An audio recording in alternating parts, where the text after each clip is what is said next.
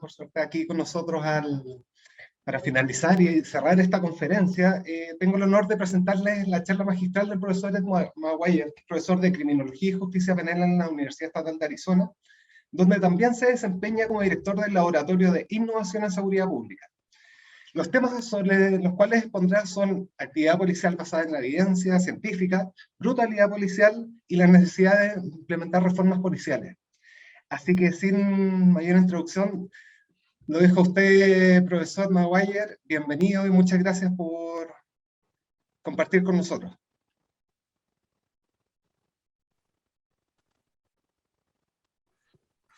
Thank you very much. It's nice to be here with all of you today. Just give me a moment, please, and I will bring up my presentation. Ningún problema.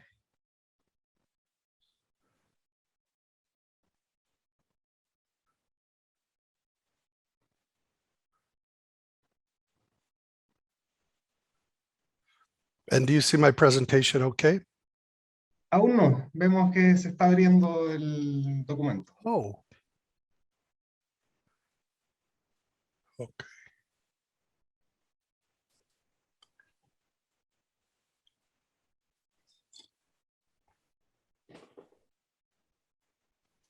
Yes. Okay, let me try something different. Please excuse me. No hay problema, solo se ve la carpeta donde está ubicada la presentación. I understand. Okay.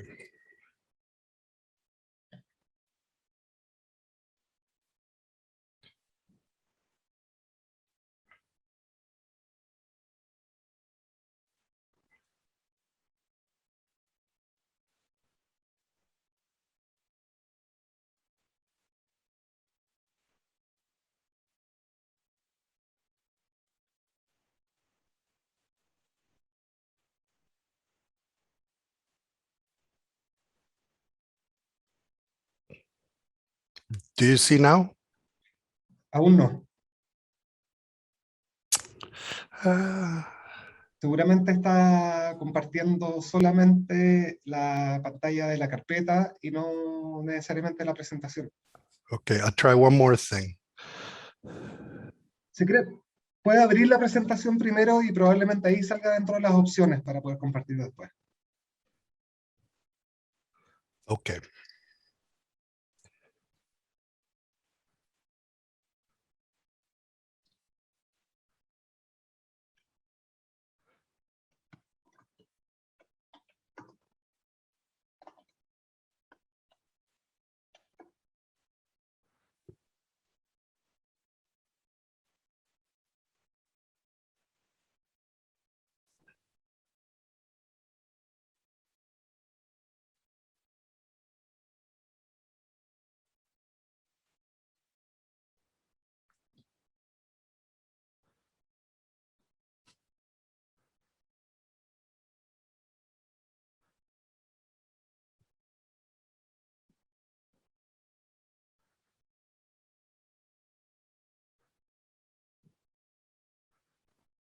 Ahí está la presentación.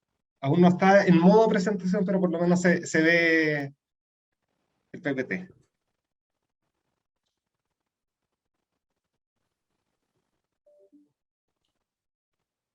Perfecto. My apologies for the difficulty with the technology. Thank you for indulging me. I'll go ahead and get started now. Okay, so I'm going to speak today about improving the relationships between police and the public. And my presentation will focus on three main topics. First, I'll be speaking with you about community policing.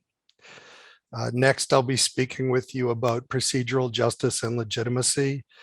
And then I'll close by speaking to you about a topic that I know is very salient in Chile, as it is in my own country, and that is the police response to civil disturbances.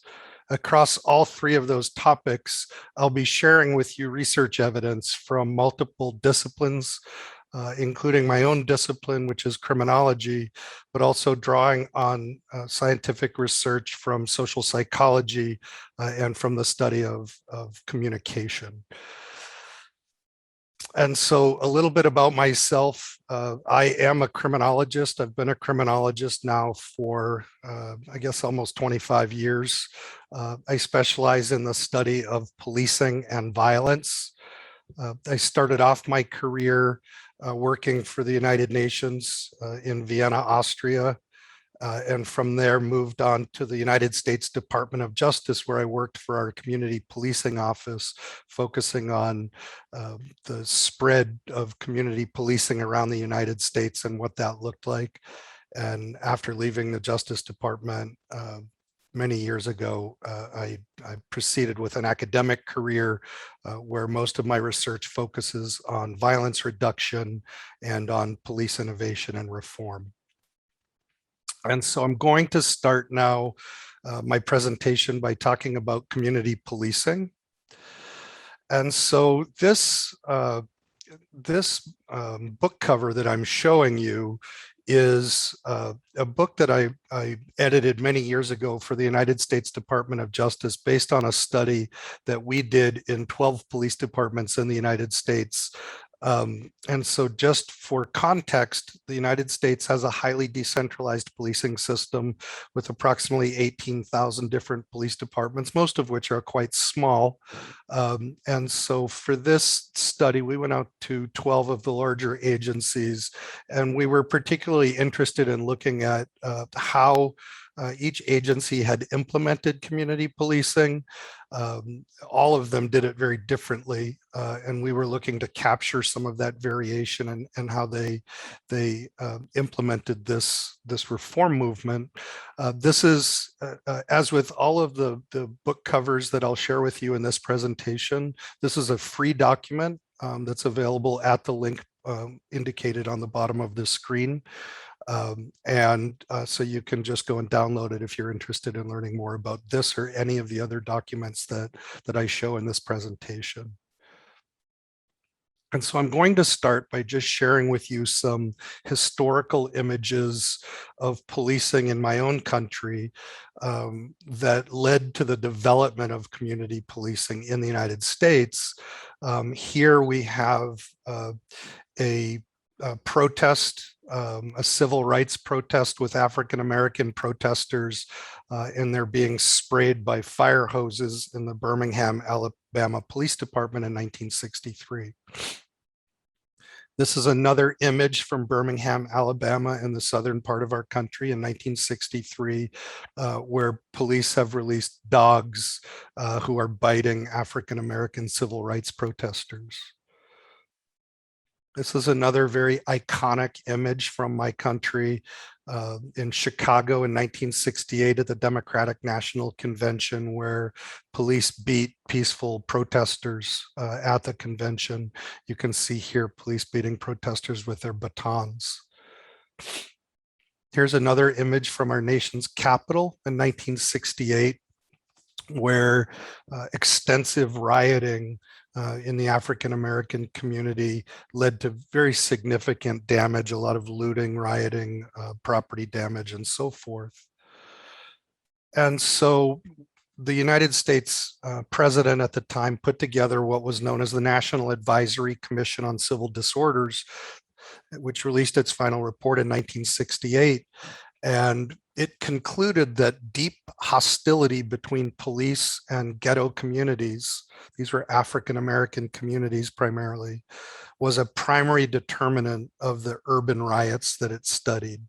Put differently, interactions between police and African-Americans often were the precipitating event that triggered rioting in the United States. And so as a result of this presidential commission and several others that focused on crime and policing, I think these kinds of dynamics in US cities led to the emergence, the early emergence of community policing in the United States. So community policing has had many definitions over the years. I think this definition that I'm going to provide you here is one of the better ones. And so this definition of what is community policing, it's a philosophy that promotes organizational strategies which support the systematic use of partnerships and problem-solving techniques to proactively address the immediate conditions that give rise to public safety issues such as crime, social disorder, and fear.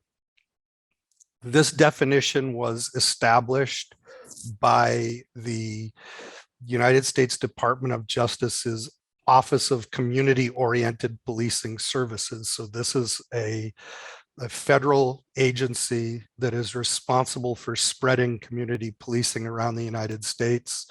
And this is the definition it uses at the core of its work in diffusing community policing throughout American police departments.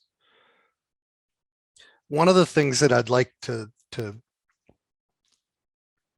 sort of pick out of that definition of community policing is the idea that community policing is multidimensional. And that definition that I just read for you contains three different elements, if you will, of community policing. One of the elements, and I'll go into more detail on these shortly, one of these elements is organizational adaptation. This is basically the idea that organizations need to make changes. Police organizations need to make certain internal changes to facilitate a community policing orientation. The second element is community partnerships. This is the one that people are most familiar with. And this is the idea that police need to work closely with the community. And the third element is problem solving. And this is an element that's focused on police identifying very specific community problems and using a large and diverse toolkit, not just arrest, not just use of force, not just law enforcement, to be able to solve those community problems or to reduce their frequency or severity. And then community policing is also expected to produce a number of outcomes. It has varying degrees of success at producing these outcomes, but these outcomes include lower crime, lower disorder, lower levels of fear, and higher levels of trust. And so this is sort of the basic framework for thinking about community policing, both what it is and what it's expected to produce. So let's focus for a moment on organizational adaptation. A lot of the early reform work on community policing concluded that unless police agencies make certain changes internally, then the organizations themselves will serve as an impediment to implementing community policing.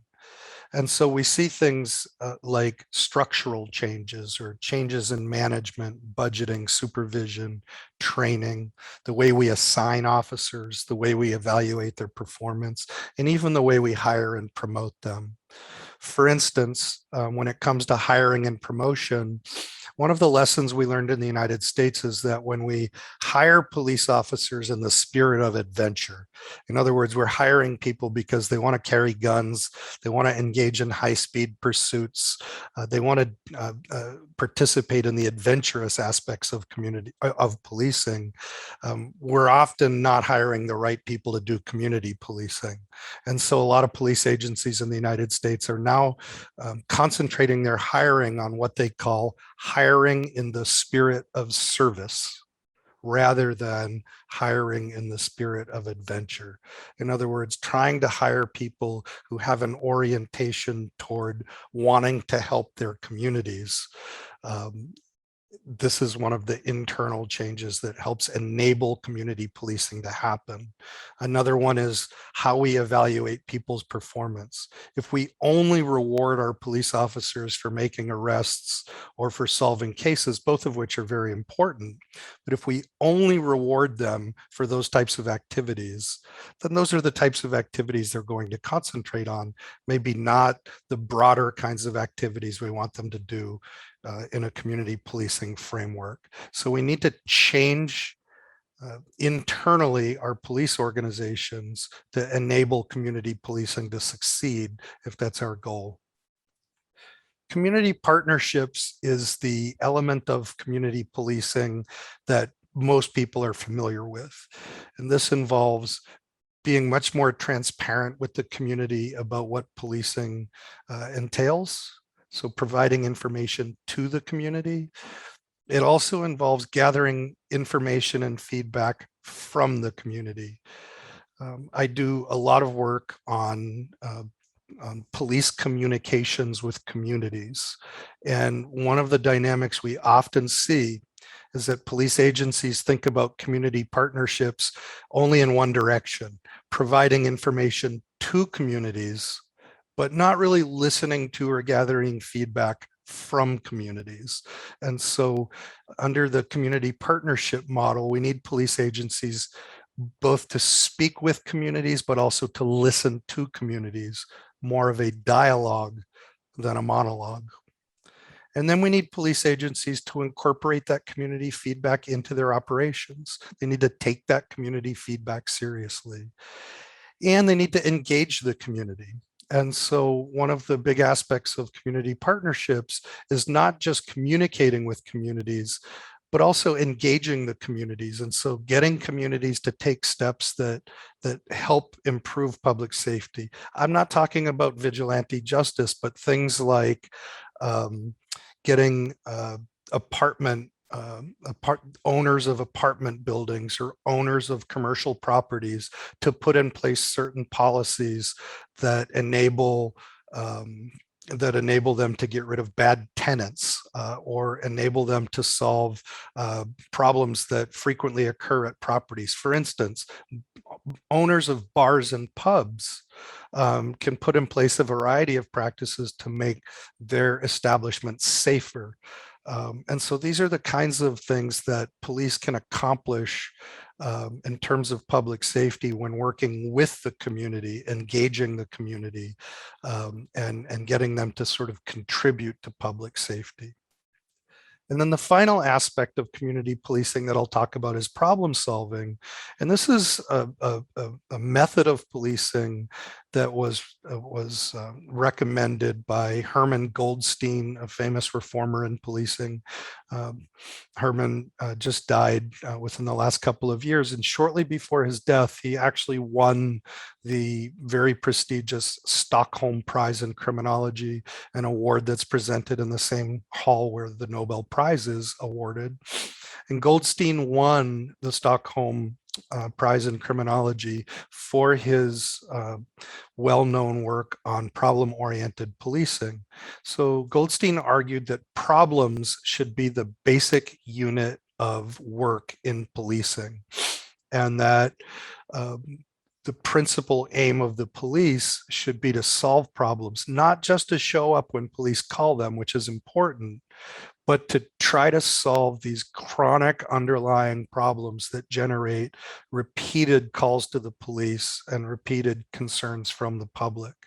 And so police should be not just showing up and seeking to handle a call very rapidly and then to go back out on patrol, but to spend time working on addressing those problems, either solving them entirely or at least reducing their severity or their frequency. And that when solving those problems, police should be developing creative solutions that rely on a much wider range of tools than just arrest and prosecution.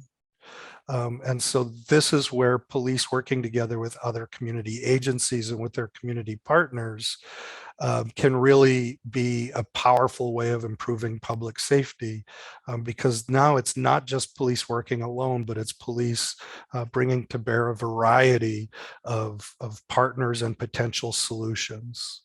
Excuse me one second. Okay. And so I guess I just want to highlight that community policing is not one thing. It's a very, some people refer to it as a very sort of flexible reform movement that can take shape in a number of different ways. And in the United States, we see that. We see, as we go out to visit police agencies and study different police agencies around the country, we see community policing take shape in a variety of different ways. And as I've traveled internationally visiting police agencies in various regions around the world, we see even much greater variation in what community policing involves.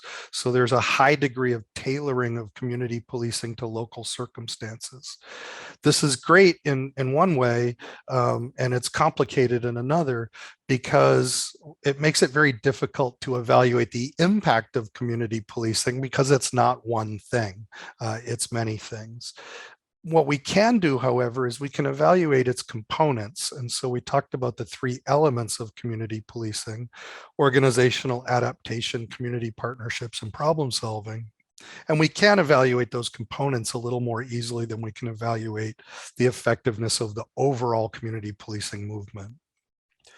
And so we see these statements from very prominent scholars in criminology, all saying very similar kinds of things. So Lawrence Sherman, who I know you've heard from in the conference, says community policing without a clear focus on crime risk factors generally shows no effect on crime. And so one of the things Sherman is basically arguing there is that the community partnerships element of policing and the organizational adaptation elements don't necessarily really have a direct impact on crime. It's that high degree of focus in the problem solving aspect of community policing that tends to produce crime reduction benefits. Here's David Weisbert and John Eck saying that community policing is widely implemented, but it's difficult to gauge its effectiveness because it's been implemented in such different ways by different agencies. And here's Wes Scogan and Kathleen Friddle saying the same thing, that because community policing involves so many different tactics, because it's implemented in so many different ways, it's very difficult to evaluate. With that caveat in mind, I'll try to share with you now some of the research evidence on the effectiveness of community policing by focusing on its individual components. And so earlier I described organizational adaptation as internal changes within the organization. These are like support components of community policing. They're necessary, but they by themselves do not produce crime reduction benefits. These are just preparing the organization for the external elements of community policing, which are partnerships and problem solving. And so we don't expect organizational adaptation to have direct effects on crime, disorder, or fear. It has indirect effects by enabling problem solving and community partnerships to occur. Okay. The community partnerships element of community policing doesn't produce necessarily direct crime reduction benefits. There are some instances where it may, but by and large, the community partnership element of community policing is really has more indirect effects on crime reduction. It has direct effects on improving relationships with communities, however. And so you can think of community partnerships as being a conduit through which police can then implement the problem-solving aspects of community policing, because it's hard to do problem solving if you don't have those partnerships enabled. So the partnerships themselves improve trust, but don't necessarily have a direct impact on crime, fear, disorder, and those types of outcomes. It may have indirect crime reduction benefits through procedural justice and legitimacy, which I'll talk to you about in just a moment. Now, problem solving. So we know from systematic reviews of problem solving that problem solving consistently produces crime reductions and reductions in disorder and fear. And so one of the most well-known reviews of the evidence by David Weisbord and colleagues found that there's a strongly significant effect in favor of problem-oriented policing strategies for reducing crime and disorder. And so this is the element of community policing that's often missing. We often see the partnership element without the problem-solving element. But the problem-solving element needs to be there for community policing to really produce crime reduction benefits. Without the problem-solving component, you can improve relationships with communities, but you don't necessarily reduce crime, disorder, or fear. And then one final note about community policing. The research on community policing has documented in a very detailed way that there are often serious implementation failures with community policing. And typically these are the result of police agencies implementing only symbolic reform. So maybe, they put in place a community policing unit, but it's a community policing unit that maybe only talks to communities but doesn't listen to them. Maybe it engages some level of community partnerships but no problem solving. And so whenever we see this kind of very thin veil of reform, this symbolic reform, no surprise, community policing tends not to have robust effects under those circumstances. That's the most common scenario in which community policing does not work, is when we see police agencies implementing reform just for symbolic purposes, just to be able to claim they're doing community policing, but without really investing in the concept. But any agency that wants to implement community policing needs to think through these implementation issues.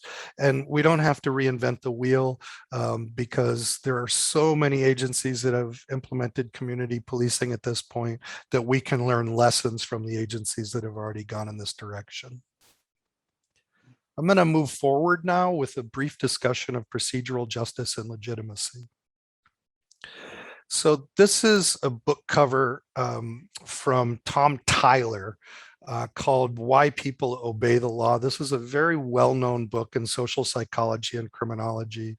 And in this book, Tom Tyler argues that procedural justice has a strong influence on whether people decide to obey the law or obey orders issued by legal authorities like police. And so I want to break down Tyler's theory in a very simplistic way. And so let's turn to some definitions now. So procedural justice, there's a lot of misunderstanding, particularly when I visit police departments.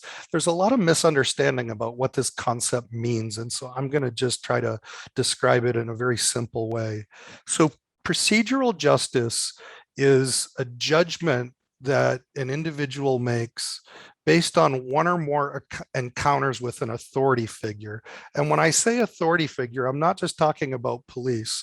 We make procedural justice judgments about all kinds of authority figures in our lives. If we're children, we make procedural justice judgments about our parents. If we're employees, we make procedural justice decisions about our supervisors or our employers. And if we're citizens, we make procedural justice judgments about the police officers with whom we interact. And so when we make those judgments, those procedural justice judgments, we're essentially judging whether that individual, that authority figure, treated us fairly and used fair processes when reaching decisions that affected us. And so you often see in the procedural justice literature this concept broken down into two parts. One is the quality of treatment, and one is the quality of decision making. The quality of treatment is very simple. It's, was the person polite to me? Did the person listen to me? Was the person treating me in a respectful manner? And the quality of decision making is basically, did this person use the appropriate procedures in making a decision about whether to issue me a citation or to make an arrest or to use force against me? So that's procedural justice. It's tied to encounters between individuals and authority figures. Now I'm going to define legitimacy, which we're often, when we use the term legitimacy, we're referring to something called institutional legitimacy. And this is not encounter-based. It's not based on a single encounter. It is a more general perception about a larger institution like the police, the law, or the government. And when we form these perceptions about institutional legitimacy, what we're really focusing on is, does this institution have the right or the authority to demand compliance from me, to govern me, to request that I obey? And so this is a more general judgment about the right to govern, the right to expect authority or to expect obedience or compliance. And so Tyler's theory is that procedural justice, those encounter-based judgments that we make when we interact with authority figures, that those encounter-based judgments about procedural justice have an enormous effect on our perceptions of institutional legitimacy. And that those perceptions of institutional legitimacy in turn affect our willingness to comply, to cooperate, and to support the police and the law. And so Tyler's theory is essentially that when, as applied to the police, is that if the police treat us fairly, we're more willing to see the police and the law as legitimate and deserving of our compliance. And therefore, we're more likely to comply, more likely to obey the law, more likely to cooperate with police, and more likely to support the police, to help them out. And so very simple theory with dramatic implications for how we do the job of policing. I'll share with you a couple of recent research findings from my own work.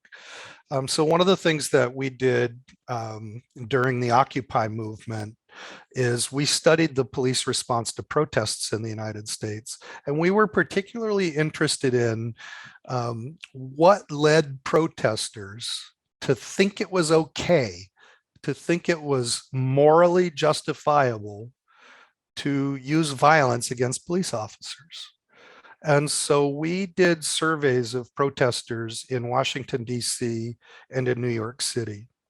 In both cities, we saw police treating protesters in ways that were inappropriate and that involved constitutional violations of the U.S. Constitution. However, in Washington, D.C., those constitutional violations were much less severe. In New York City, they were severe and involved the severe use of force against people who often were not committing any crime. And so we surveyed protesters in both cities during the protest movement. And what we found was that in Washington, D.C., the most important factor that determined whether a protester told us that they think it's okay to be violent against a police officer was their perception of whether the police officers treated them fairly, whether police officers were procedurally just. It was more important than their age, more important than their race, more important than any other factor we measured, was simply if people thought police treated them unfairly, they thought it was okay to respond with violence.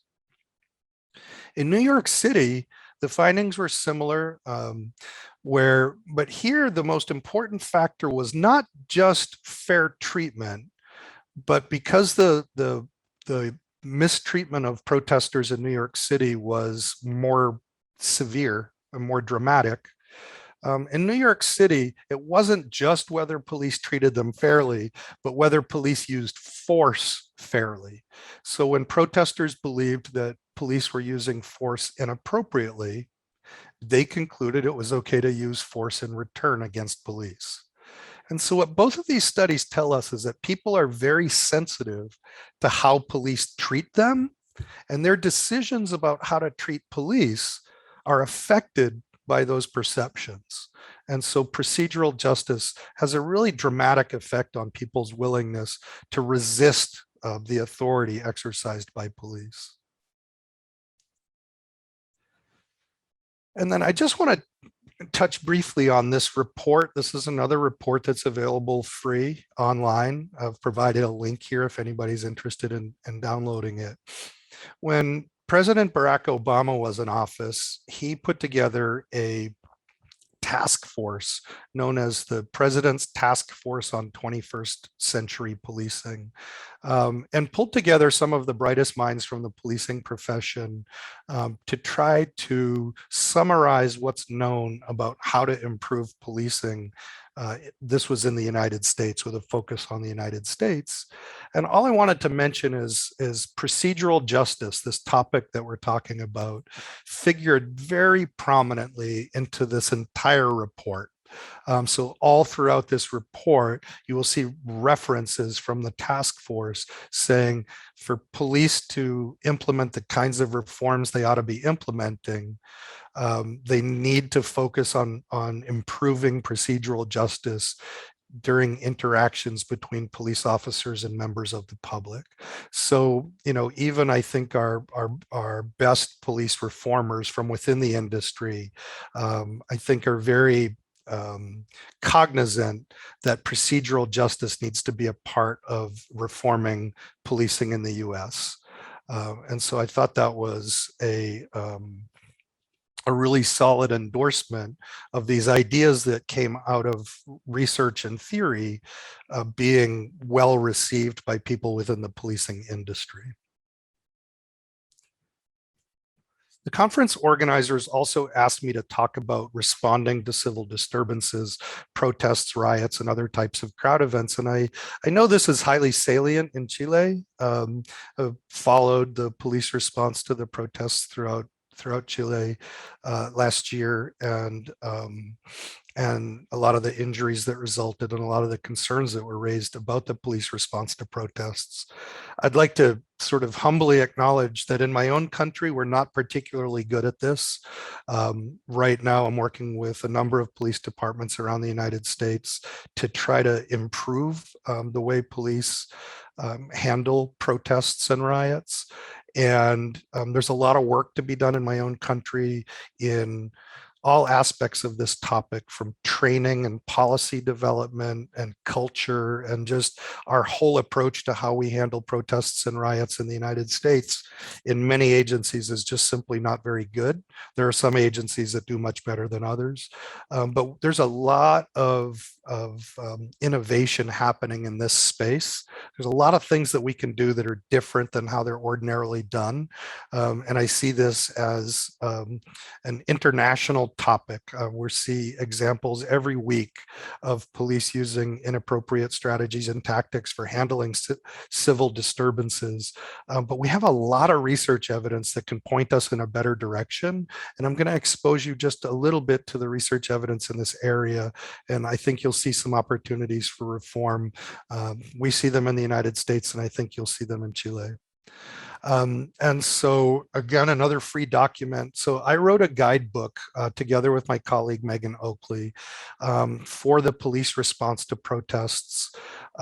It's freely available online. I've provided you with the link here, and it provides a much more in-depth summary of the research evidence, and not just academic research, but also evidence from events that have gone wrong in the United States, some of which I'm going to share with you here in a moment, but really provides some pretty concrete ideas for how police, this is written for a policing audience, and provides some good ideas about how police can think about doing a better job and how they handle these types of events. So please, I welcome you to download this document and make use of it in your own communities.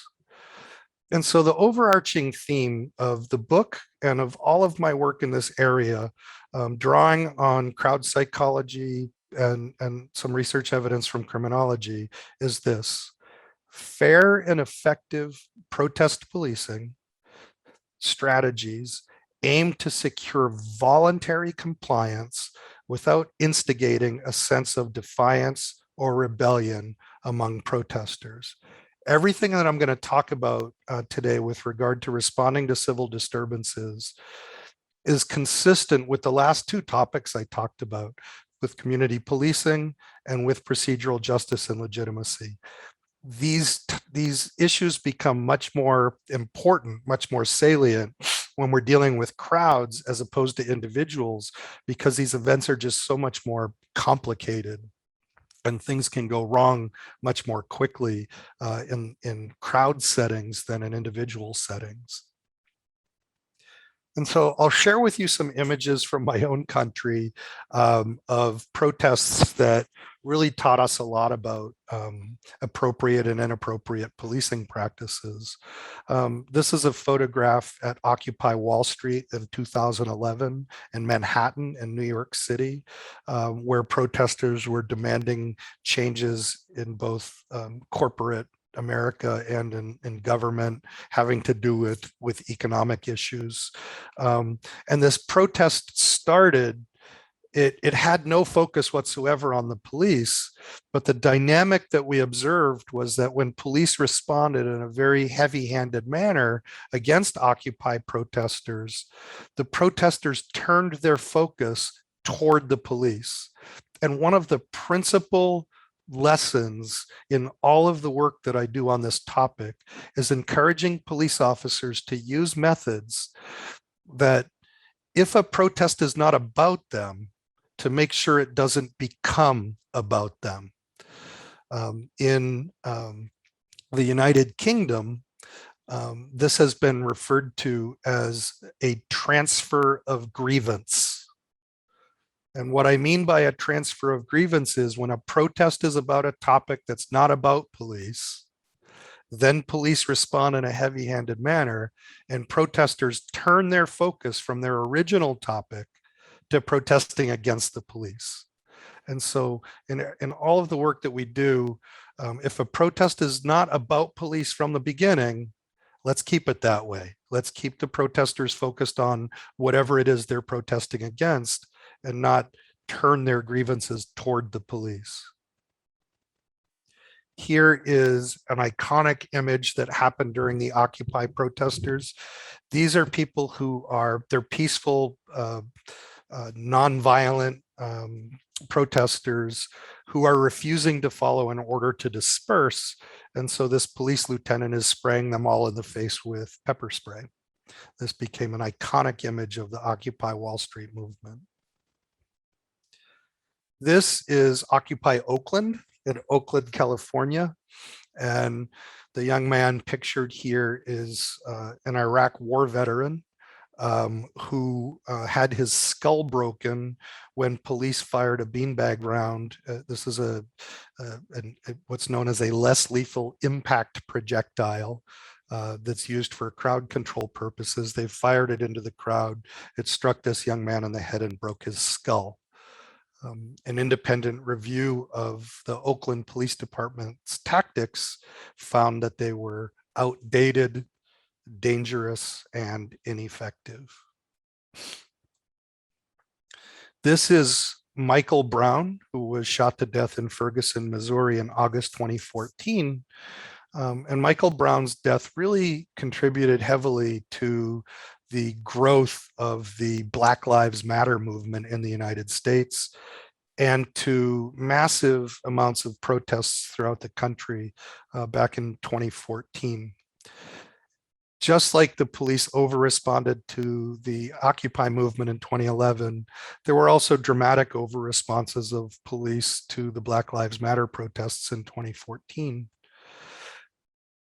Fast forward to 2017, where protesters embracing right-leaning causes, in some cases white supremacy related causes, came to Charlottesville, Virginia, and ended up engaging in very serious rioting with a lot of fighting between left-leaning and right-leaning protesters. And here was an interesting protest because here the police chose to take a very passive approach and in many instances allow the rioting and allow the fighting between different sides to occur.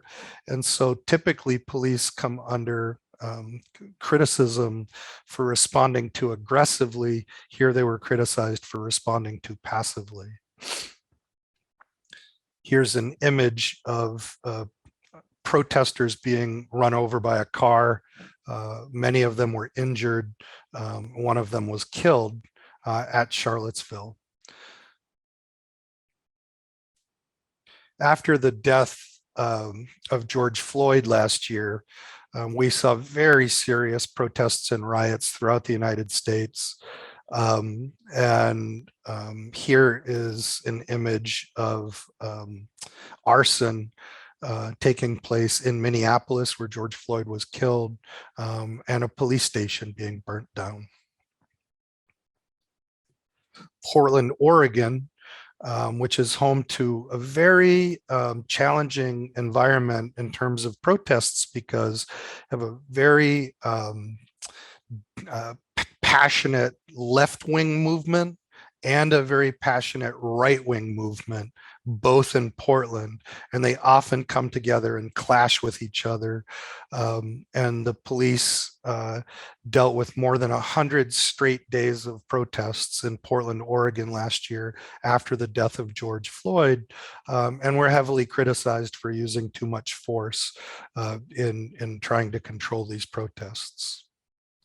And then, of course, we have the internationally known Capitol insurrection that happened on January 6th, where right-leaning protesters converged on the Capitol, and hundreds of them broke into the Capitol in an attempt to disrupt the certification of Joe Biden as President of the United States. And once again here, police are being heavily criticized for adopting too passive of a role and allowing protesters and rioters to enter this closed facility. And so I'm just going to touch very briefly on some crowd psychology concepts that help us think about these types of events. And so the first thing I want to suggest is that crowds are heterogeneous, and they contain multiple subgroups, each of which have their own different norms and values. This sounds very academic, but it's highly practical. A lot of times when police look at a crowd, they think of a crowd as homogeneous, and they respond to it as if it's homogeneous. If there are people throwing rocks and bottles, there's a tendency to imagine that everybody's throwing rocks and bottles, and not to think of the crowd as being heterogeneous. Typically, most members of a crowd are moderate protesters who are peaceful and lawful, but there are often a minority of protesters who use more radical protest strategies, including property damage and violence. And so that idea that crowds are heterogeneous really has to underlie the way we think about how to respond to crowds appropriately. What we know from crowd psychology, from decades of crowd psychology research, is that if police take action, enforcement action against a whole crowd based on the illegal behavior of a handful of its members, it tends not to disperse the crowd. It tends to anger the crowd, and it tends to escalate tension and violence. And so there's often this tendency that if police use overwhelming amounts of force or make mass arrests, they'll make things better. And often that approach backfires and makes things worse. And there are dozens, if not hundreds, of studies finding this pattern in multiple countries. And so the implication here is for police never to take enforcement action against a whole crowd based on the actions of a subset of the crowd. Here is an image of police in Sweden who implemented a reform known as dialogue policing. You can see the dialogue police label right on this officer's vest. These are officers who enter crowds with the purpose of maintaining communication, reducing tension, and trying to de-escalate. This, I think, is a reform that's worth looking into. And so I have a handful of recommendations for how to handle these types of events that are based on crowd psychology primarily, and as well as some research from criminology. And it has these 4 components, which I'll go over briefly: education, facilitation, communication, and differentiation. So the education component is basically that police should never be surprised about what protesters are showing up. In other words, the police intelligence apparatus should be prepared for protests by knowing who's coming, who's planning to show up at protests. Usually when police are surprised about protests due to an intelligence failure, things don't go well. And so police should educate themselves about the identities of who's showing up, and not just the criminal element that's showing up, but even the people who are expected to be nonviolent, because those people can serve as allies for the police in helping to keep the peace. Facilitation is this idea that when people want to have their voice heard, police position themselves as helping those people be heard, not serving as kind of a blockade or an obstacle for them to be heard. And so this really changes the dynamic between police and protesters when police are seen as helpful. During the Occupy protest in Salt Lake City, when the occupiers were forced to leave their encampment, these are protesters who were sleeping overnight in tents in a public park. And when they were forced out of the public park by the local government, the deputy police chief for the Salt Lake City Police Department took the protest leaders around the community and helped them find a new place to wage their protest. This is facilitation. This is creating a dynamic where protesters see the police as helpful rather than as an obstacle. It really changes the psychological dynamic and helps to reduce tension at these events. The third is just communication. And this is that police should be communicating with protesters before an event, during an event, and after an event. And by engaging in this type of communication, police can help reduce tension and prevent violence. And then finally, differentiation.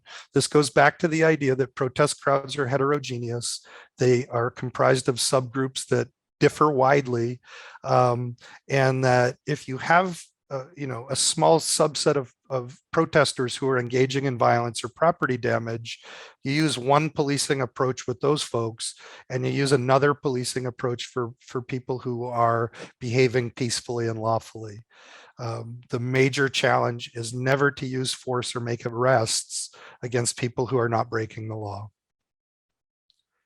A couple other points on this before I close, and that is putting officers in riot gear prematurely can instigate violence.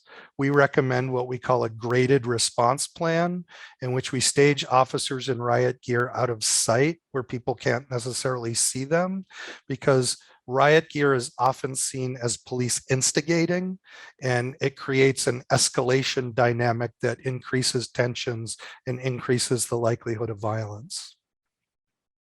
Another consideration is the use of barriers.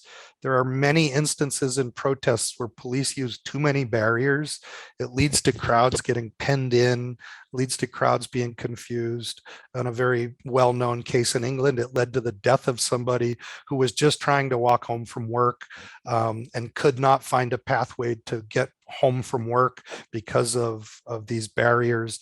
And the person ended up dying as a result of being sort of penned in and being unable to get home. And so police need to be careful to kind of avoid those unreasonable containment measures. You can use them, but they need to be reasonable. And so the challenge here is, in almost all of the places where I work, the challenge is that you have a combination of peaceful protesters and troublemakers.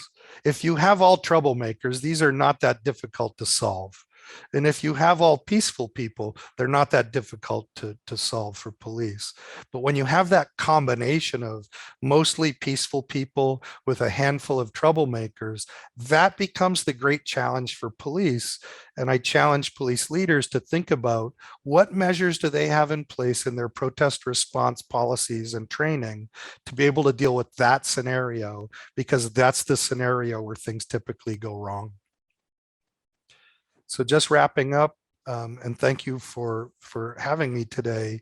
The implications for reform here are using community policing principles to improve police-community relations, taking the idea of procedural justice seriously and encouraging officers and training officers to behave in a procedural just manner to build and sustain police legitimacy.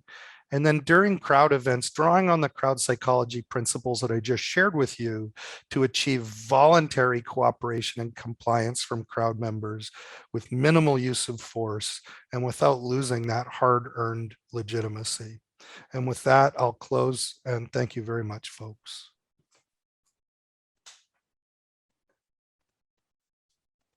Muchísimas gracias, profesor, por abordar tantas temáticas con ese nivel de profundidad y su generosidad por compartir su conocimiento y todos esos documentos que definitivamente van a ser un aporte al proceso de reforma que estamos viendo en Chile.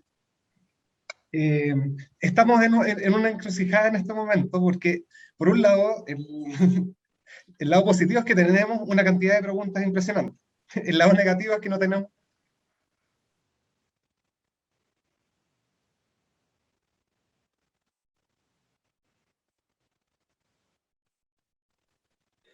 Se puso en silencio Cristóbal nuevamente.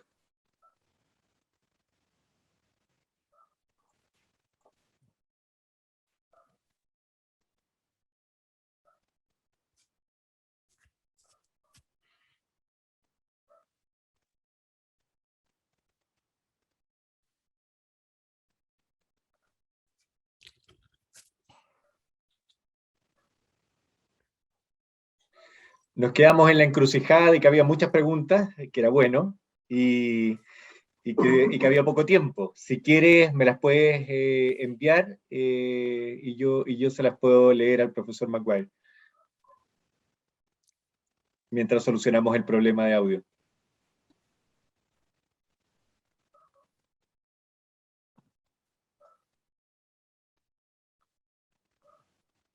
Mientras arregle el problema, Cristóbal, con el audio, profesor, yo me tomo entonces un poco la coordinación de la sesión y tenemos aquí, Cristóbal me mandó escritas por WhatsApp varias preguntas, así que voy a partir leyéndolas literalmente. Primero dice, a nivel de rol, ¿cómo cambiar la mentalidad de atrapar a un delincuente hacia una de proteger a las personas del daño?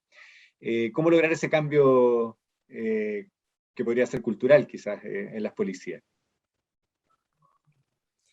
I apologize. I didn't understand the question. Could you reword the question for me? Sí, absolutamente. Lo que pregunta es cómo es posible llevar adelante el proceso que permita cambiar en los efectivos policiales, en las policías, la mentalidad de atrapar a un delincuente a la mentalidad de proteger a las personas del daño que el delito hace. ¿Cómo se logra hacer ese cambio? Esto supongo que va enfocado principalmente que al atrapar a un delincuente tiene un beneficio obvio, lo conversábamos en la mañana, que es que yo puedo mostrar esa imagen de yo capturé a un delincuente y lo puedo contar más fácilmente.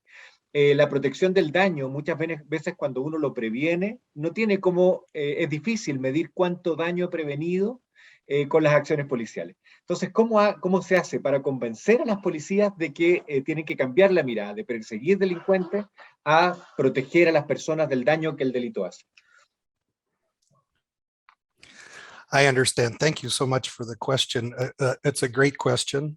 And so one experience that I've had over the past 25 years that is serving me well is forming relationships with innovative police leaders and helping those innovative police leaders understand what the research says but then having those people serve as the translators for what the researchers are suggesting. And so I like to see these really tight relationships between researchers and police leaders, but often the change doesn't come from the researchers directly. It comes from the police leaders. I'll give you an example.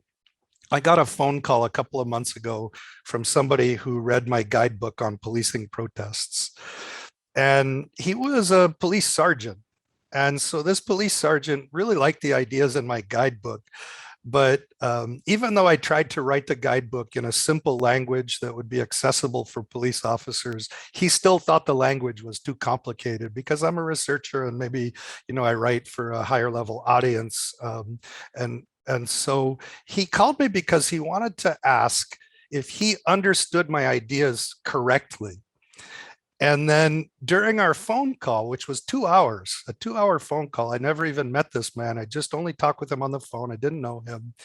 And we talked through all of his interpretation of my guidebook on policing protests. And then he put my language into cop language. And he did a great job of coming up with ways of explaining to the officers who he was training what I was trying to say, but he said it in a very different way than I would ever say it. But his way of communicating my ideas was accurate. It was just almost in a different language to help cops understand what I was trying to say. And that type of translation, translating the research into a language that police officers can understand and appreciate, I think is such a valuable role. We as researchers are maybe not the best people to deliver our message to line level criminal justice authorities. I think having those kind of translators in between, people who maybe are able to communicate with both sides, is a really powerful way for implementing change. And so I don't think we have enough of these people who are able to translate effectively, but we need them. It's a very important role that we need to fill. Muchísimas gracias por su respuesta. Espero que escucharme ahora y lamento nuevamente los inconvenientes de audio. Condensé algunas preguntas respecto del trabajo comunitario, la policía comunitaria, que habló en la primera parte de su presentación, y las voy a tratar de transmitir de una manera un poco más sucinta. En primer lugar, a veces las policías tienden a confundir la policía comunitaria con procesos investigativos, como con conocer lo que está pasando en el territorio, como tener información de inteligencia criminal, más que trabajo comunitario. Entonces, teniendo presente esa premisa que hemos visto en muchas policías en el mundo, ¿cómo se puede diferenciar el trabajo de inteligencia policial con los esfuerzos que debe realizar la policía comunitaria?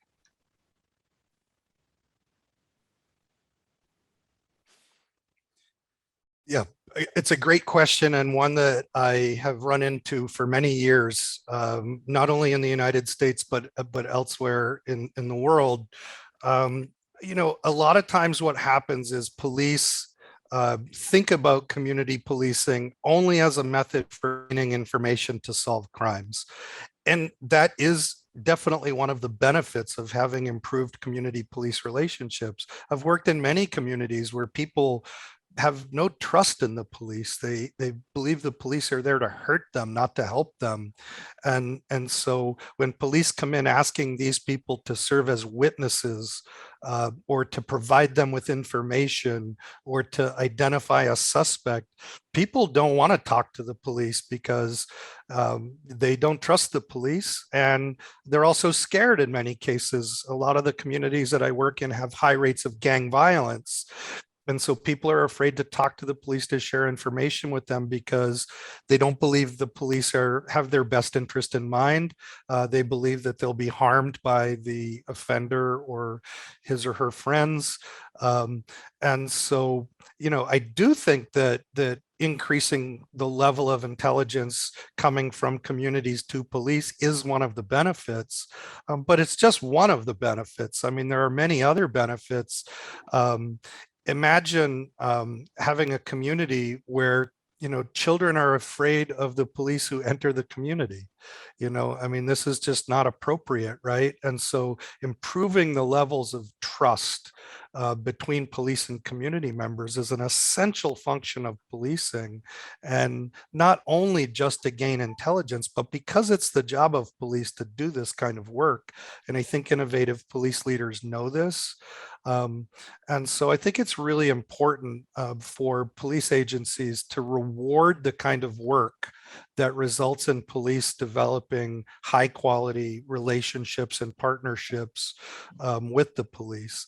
If you're only rewarding work that results in, solving a crime, which is very important, of course, but if you're only rewarding that kind of work, then that's the only kind of work you're going to get. And so I think police agencies need to develop cultures that reward performance for officers who go out there and build effective partnerships with communities.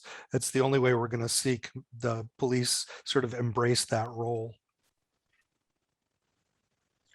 Perfecto, clarísima la respuesta, profesor. Queda, con su permiso, una última pregunta a propósito de lo anterior, pero ya a nivel más organizacional. Dada la estructura federal, los cuerpos de policía en Estados Unidos tienen una dotación y alcance más reducidos que las policías nacionales, como el caso de la policía chilena o la colombiana.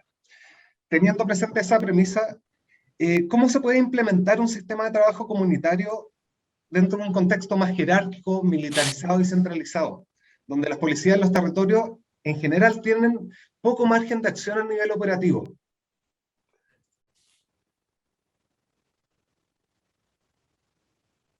Yeah, that's a very interesting question. In 25 years of studying community policing, one of the best implementations of community policing that I've seen was in Trinidad and Tobago in the Caribbean. And this was a community policing effort I was not involved in. I only just observed it. I didn't have anything to do with initiating it.